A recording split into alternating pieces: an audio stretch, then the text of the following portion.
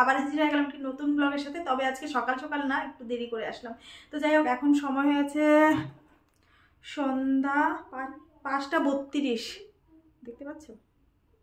যাই হোক, দেখা যায় না, 5:32 বাজে এখন।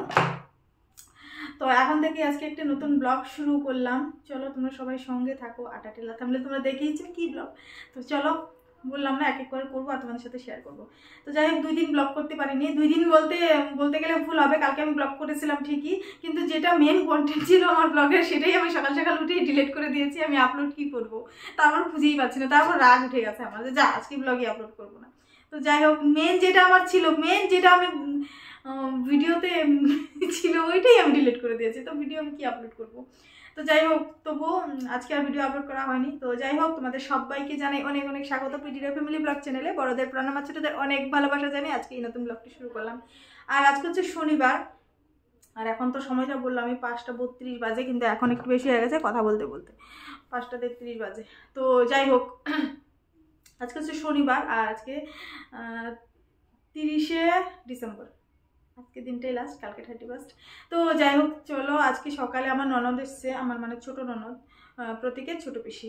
তো যাই হোক এসেছিলো, আর একটু ঘরে কাজকর্ম করেছি সারাদিন। তো ভেবেছি যে আজকে সন্ধ্যার সময় একটা ব্লগ করবো, তোমার সাথে গল্প করব।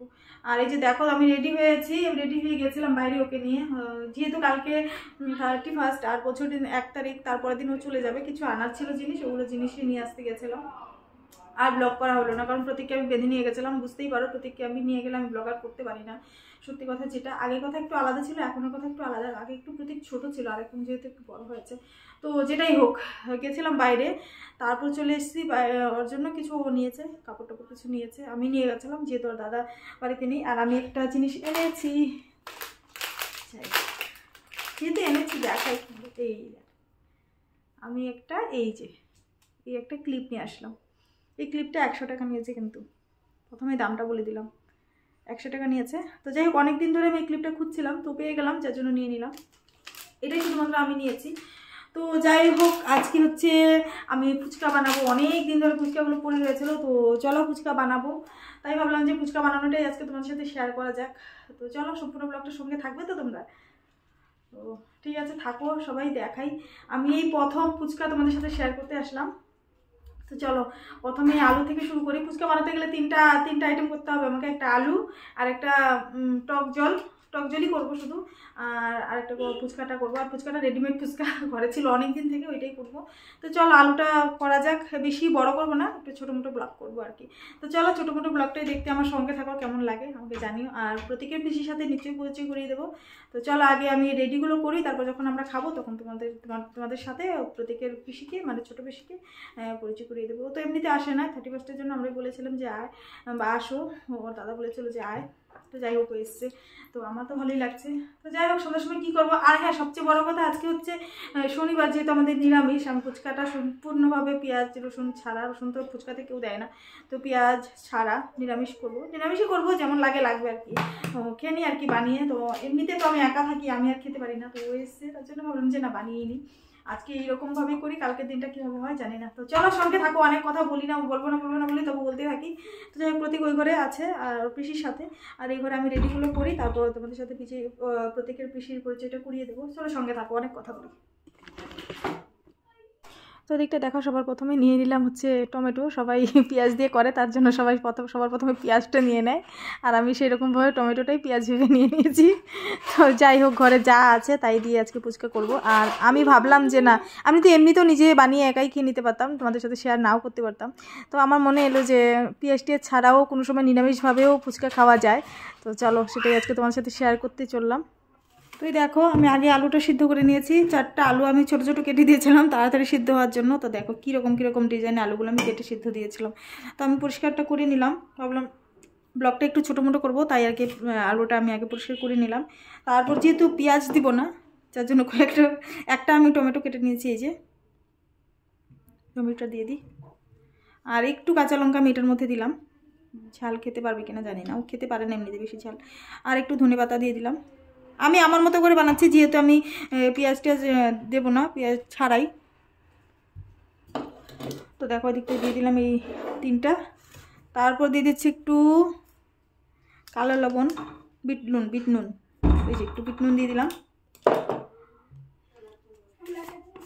আর এটা হচ্ছে সেই আমার পেঁয়াজ না দিলে এই শুকনো লঙ্কা ভাজাটা দিলে বেশ একটা সুন্দর গন্ধ করে, এটা একটু দিয়ে দিই।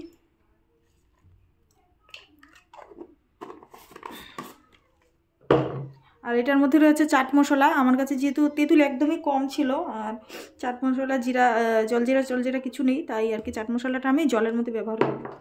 তো থাক। আর এটার মধ্যে একটু সাদা লবণও দিয়ে দিই। বেশি কিছু দিলাম না, এমনিতে একদম সিম্পলভাবে করলাম।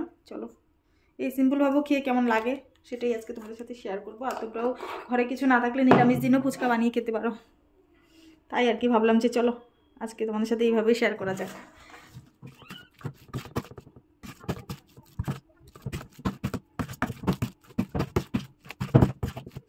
তো এদিকটা দেখো আলু মাখাটা আমার হয়ে গেছে। তো যাই হোক সুন্দর একটা গন্ধ বেরিয়েছে কিন্তু। তো সম্পূর্ণ ব্লগটি দেখতে থাকো, আশা করছি তোমাদেরও ভালো লাগবে। আর চলো এবার জল বানানো যাক।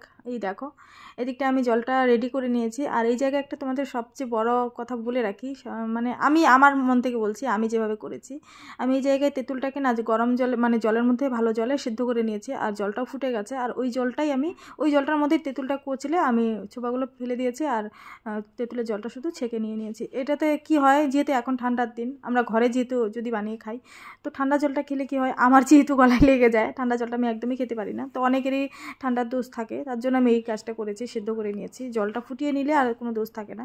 তো যাই হোক এটা আমি করেছি এই জায়গায়। তো জানি না এই কথাটা কার কতটুকু কাজে লাগবে, তবে আমি যেটা করেছি সেটাই আজকে তোমাদের সাথে শেয়ার করলাম আর কি। তো দেখলে কাঁচা লঙ্কা আর ধনেপাতা দিয়ে দিলাম, তার মধ্যে দিয়ে দিলাম একটু চাট মশলা, আর এর মধ্যে একটু দিয়েছিলাম কালো লবণ আর সাদা লবণ দিয়ে মিশিয়ে নিলাম, জল রেডি। তারপর দেখো চলে আসলাম ফুচকা ভাজতে। এই ফুচকাটা যে কবে থেকে ঘরে ছিল, কয়েকদিন পর বের করি খাবো, তারপর আর হয় না। দেখতেই পারো তোমরা তো ব্লগে, যতদিন থেকে ব্লগ করছি তোমরা তো দেখোই ব্লগ যে করি। রবিবার দিনই শুধুমাত্র সময়টা পাই। রবিবারে কী করি, সারাদিন রান্না করতে করতেই সময়টা চলে যায়।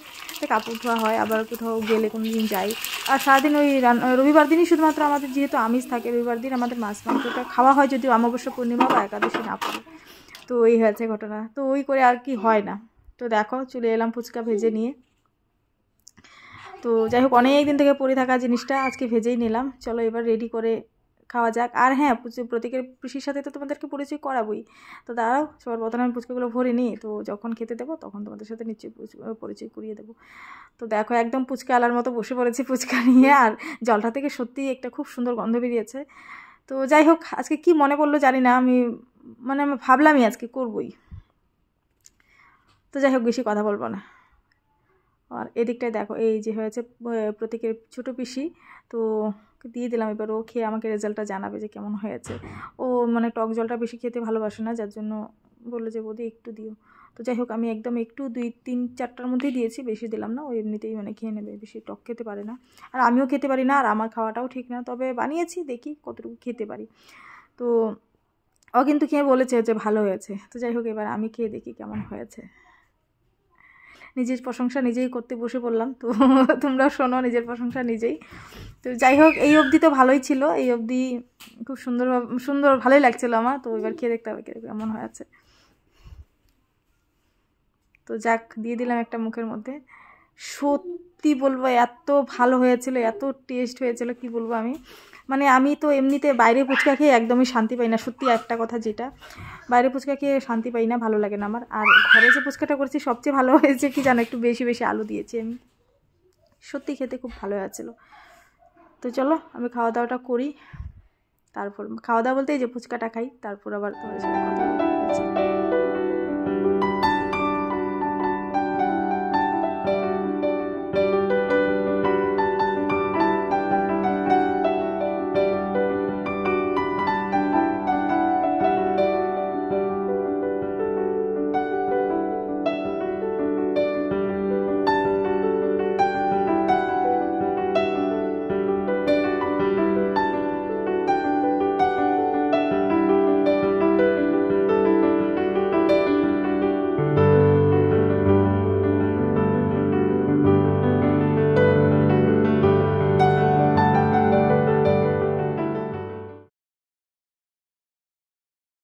দিকটায় দেখো, আমার মুখ দেখে আর চোখের ভাব দেখে তোমরা বুঝেই গেছো সত্যিই ভালো হয়েছিল।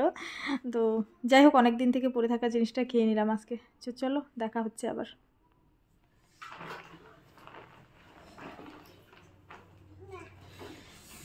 তো গাইস আমরা ফুচকা খেয়ে নিলাম, আর তোমরা এইভাবে একটু ঝাল হয়ে গেছে, এইভাবে রসুন পেঁয়াজ ছাড়া ফুচকা খেতে পারো। ঘরে যা যা ছিল তাই দিয়ে ফুচকা করলাম আর খেয়ে নিলাম, এত ভালো হয়েছে কি বলবো। আর ফার্স্ট টাইম আমি ফুচকা ঘরে করলাম, অনেকদিন থেকে আনা ছিল। তো যাই হোক, আমাদের তো খেতে ভালো লেগেছে। তোমাদের ভিডিওটা কেমন লেগেছে কমেন্ট করে জানাও, আর ভালো লাগলে অবশ্যই একটা লাইক করে দিও। আর যদি চ্যানেলে কোনো নতুন বন্ধু হয়ে থাকো তাহলে চ্যানেলটি সাবস্ক্রাইব করো, আর পাশে থাকা বেল বাটনটি প্রেস করে অলে সেট করে নিও নোটিফিকেশন পাওয়ার জন্য। চলো টাটা, সবাই ভালো থেকো, দেখা হচ্ছে আরেকটি নতুন ব্লগের সাথে।